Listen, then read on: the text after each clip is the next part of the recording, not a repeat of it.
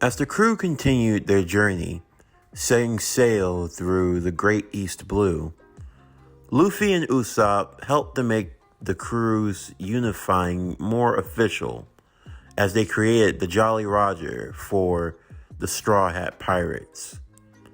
Among many things on the newly made ship, they got to see just what Usopp's true skills lied, as he profound himself to be a marksman, much like his father.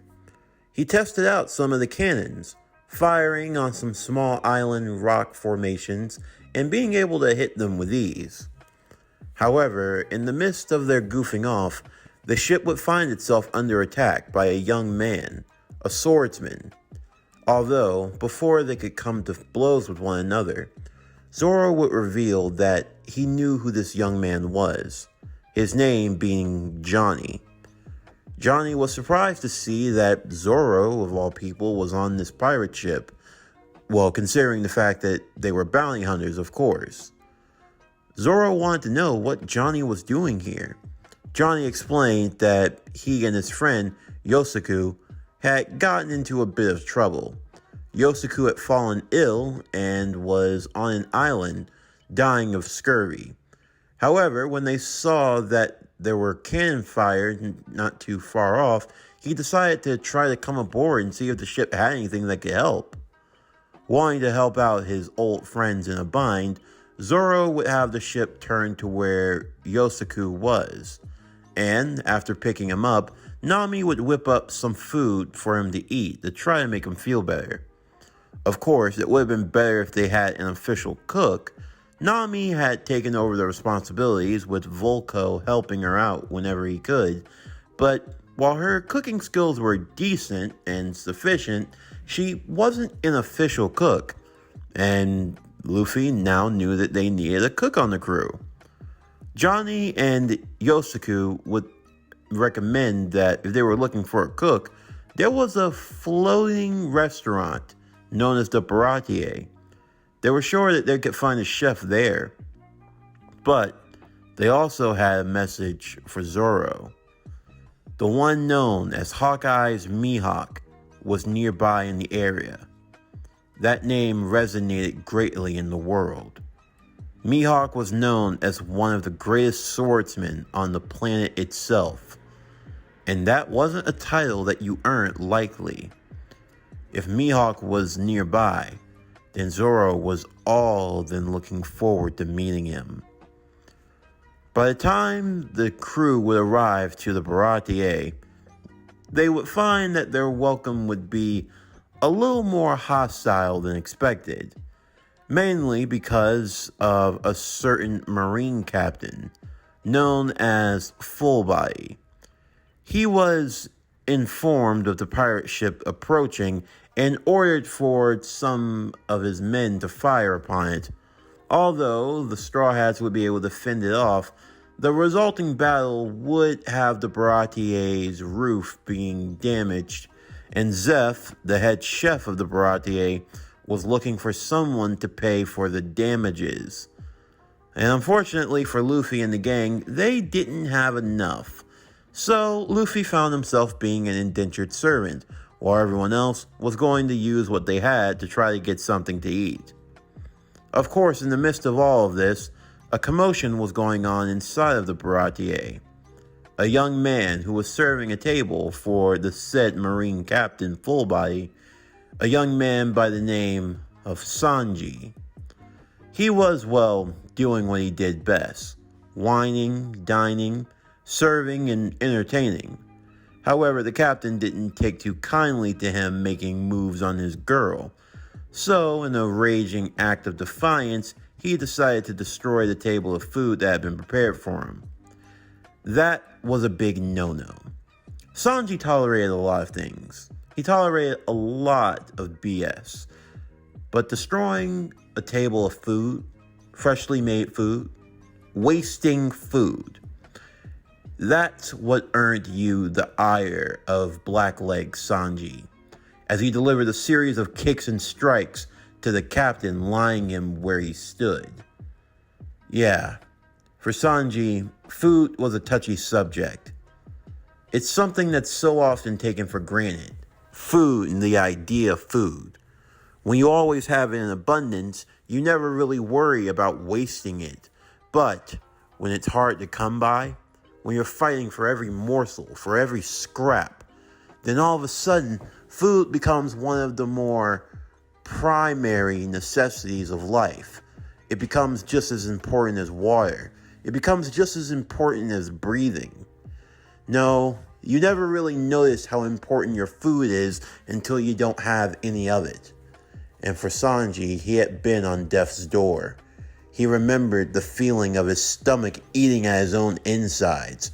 He remembered feeling as though he were going to be driven mad to the point where he would try to eat rocks. Yes, Sanji would have eaten anything in that moment, anything at all. So, he took it to heart when someone chose to waste food. It was one of the few things that truly pissed him off, and it was one of the few things he could not take lying down. In the meanwhile, Zeph was putting Luffy to work inside of the kitchen of the Baratie. However, while Luffy was definitely being put to work, he took notice of Sanji and of his skills, and as such, he felt like he found a new crew member he wanted to bring along.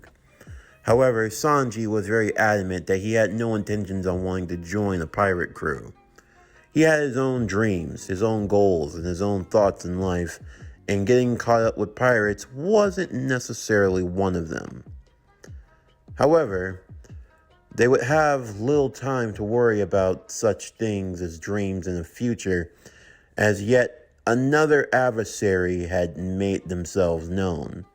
That came in the form of the pirate known as Don Krieg, and by his side, a man that Sanji had helped not too long ago, someone who found himself on the verge of death and was saved by the food that was provided to him by Sanji himself, a man named Geen. Don Krieg and his remaining forces had lost their ship. They had been attacked suddenly, and they were looking for a new one, the Baratie. It had food, supplies, and everything that a crew could ask for, and it would do just nicely. Don Krieg and his men were looking to take the Baratie for themselves. Of course, Sanji wasn't going to allow that to happen, and neither was Luffy. This place had a lot of good food. They couldn't just allow it to go down that way. Of course, while they were getting caught up with Don Krieg and the Don Krieg pirates, in the midst of the standoff that was set to take place, there would be a sudden arrival. An arrival of someone that no one was expecting. The very man who had attacked the Don Krieg fleet in the Grand Line. It was the reason why they had gotten stuck in the East in the first place. Rolling on a ship that sailed across the sea, that could fit one person that sat on what appeared to be a throne, with his sword sitting perched behind him, the one known as Hawkeye Mihawk. He had been the one to destroy the Don Krieg fleet back in the Grand Line, and it seemed as though he had come back to finish the job. Of course, to make the situation more dire, Luffy would learn from Zoro and Usopp, as they had learned from Johnny and Yosaku, that Nami had left, and not only that, she had stolen the Mary along with it. Everything was happening all at once. Luffy wasn't sure of what to do, or what his next move should even be. Nami had stolen the Going Merry, but for what reason, he had no idea. Mihawk had arrived, and now Zoro had a one-track mind to challenge him. Before Mihawk could even engage with the Krieg pirates, Zoro made his presence known and what he wanted to achieve. Respecting the young man's efforts, but not wanting to go too far, he searched for the smallest object that he could use to fight with, the smallest blade. The only thing he could use was the one hanging around his neck, What appeared to be a cross was actually a small knife. Some refer to it as a butter knife. Of course, Zoro was thrilled. He hoped to get to push him to his limits, to actually get him to use his real sword. However, as Mihawk would demonstrate, the small so-called butter knife was all that was needed, as Zoro's three-sword style had no way of defending against it, even when using his best attack. In the end, only one sword remained, the other two being broken and decimated. However, he respected the young man's efforts and even asked for his name, and Zoro gave it proudly. As a sign of respect, Mihawk would finish him with his own blade. However, Zoro would turn to face him. After all, a swordsman having his back marked was a mark of shame. Anything he took, he was going to take head on to the chest.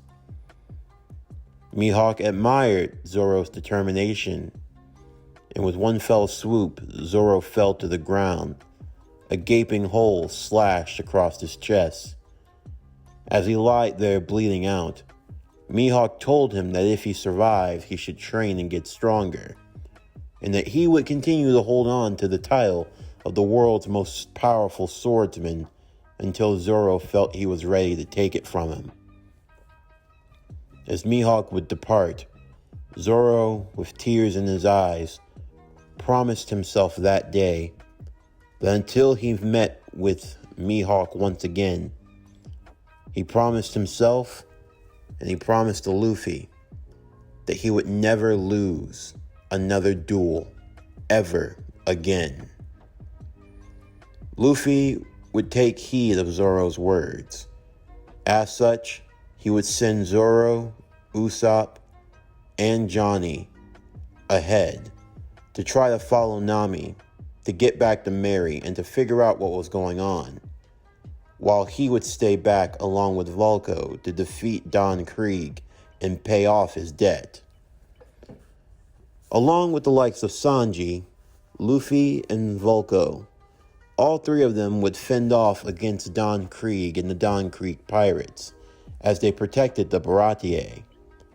Of course, unlike in the original timeline, where Luffy would struggle against Don Krieg's spiked poisonous armor, he wouldn't have to deal with that, as while the armor was dangerous, it couldn't do any physical harm to him. Of course, the poisonous gas was still something he had to watch out for, but with help from Sanji, defeating the Don Krieg pirates would prove to be a lot more efficient than one might expect, and with Vulko by his side, the Baratie would be safe and secure. Of course, Zeph would take this as a form of payment. After all, a broken hole in the roof was nothing compared to having his entire livelihood taken from him. And there was also something else. It was about Sanji. Sanji had wondered if this was his chance, if traveling with Luffy and the Straw Hats could lead him to what he truly wanted. Sanji's dream was to find the All Blue, a place in the world where the four seas, the north, the south, the east, and the west, all met, a place that was known for its aquatic beauty, where aquatic species of all kind could meet, a place to have the ultimate feast, to try new delicacies of any and all kind. Vulko smiled at this, as Sanji wondered if what he wanted was a dream or nothing but a fantasy. "I assure you, young man," Vulko would say, "the All Blue is very much real." "What?" "I've lived a long time, kid. I've been to all parts of the world. I've seen a lot of things. This All Blue you're speaking of, it exists, and it's very, very real." "You mean it's out there? I can find it?" "It'll take time, but yes, you can." Zeph simply snarled. Well, kid, what are you waiting for? Go get your things packed and go. But you hurt me, you sniveling little brat. You're not gonna waste your life here at the Baratie. You have a dream, don't you? If you have a dream you want to achieve, then there's no point sitting here all pie in the sky. Go out in the world and make something of yourself. It's time for you young folks to take up into your own generation.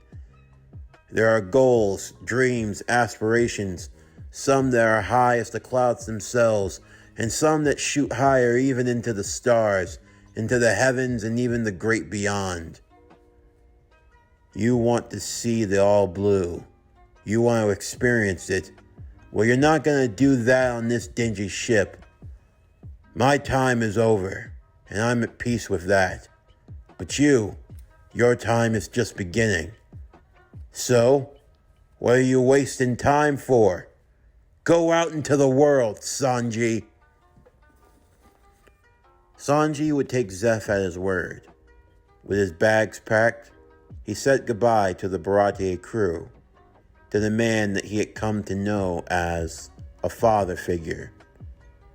No, not a father figure, but Zeph was his father. The best father any boy could ever ask for. With that, Sanji was ready to set off. There was a spare boat connected to the Baratie. He, Vulko, Luffy, and Yasuku would use that to catch up with the others. Of course, they had no idea how they were going to track them down. They had already left by a great distance at this point, and even more so, they had no idea where Nami was going. However, Yasuku had an idea. They didn't notice it, but he did. When they came into the Baratie, there was a wall filled with wanted posters. Nami grabbed one, looking at it in anger before crumbling it up and throwing it to the ground. It was just a hunch, but it was the best hunch. Because the wanted poster that she had crumbled up belonged to an infamous pirate of the East Blue. And he wasn't too far from here. If I had to take a guess, Yasuku would say, I know exactly where she's going. She's headed straight for Arlong Park. Arlong Park? Luffy would say. Vulko simply grimaced at the thought. Arlong is a dangerous pirate in the East Blue, Luffy. If I'm being honest, I had hoped that our journey wouldn't lead to us crossing paths with him. However, if so, then Nami may be in even more grave danger than we could possibly realize. And it's best if we be vigilant, because Arlong isn't any ordinary pirate. What do you mean? Luffy would ask. Arlong is a fishman, and he's one of the most ruthless fishermen of all of the seas. If we have to go into contact with him, it's not gonna be easy. Luffy, however, simply balled his fist with a strange hint of excitement. No one said this was ever gonna be easy, old man. But if you want to turn back and go to Fuchsia Village, I don't blame you. You got a lot of nerve, you little runt. But no, I have no intentions on turning back. They would turn to Yasuku and have him lead the way as they set their sights on Arlong Park. This concludes One Piece, King of the Sea. What if Luffy was Aquaman? Season 1, Part 4. As always, if you enjoyed today's video, then please don't forget to like, comment, subscribe, share, and hit that bell for post notifications so you can stay up to date on everything that is PowerCore Productions and Podcastings that has to come out now and in the future. Stay tuned for Monday's video as we continue with Part 5 of What If Luffy Was Aquaman. But anyway, that's going to do it for the end of today's video. I'm Javon Harrington with Power Core Productions and Podcastings. Signing off, and I'll see you next time.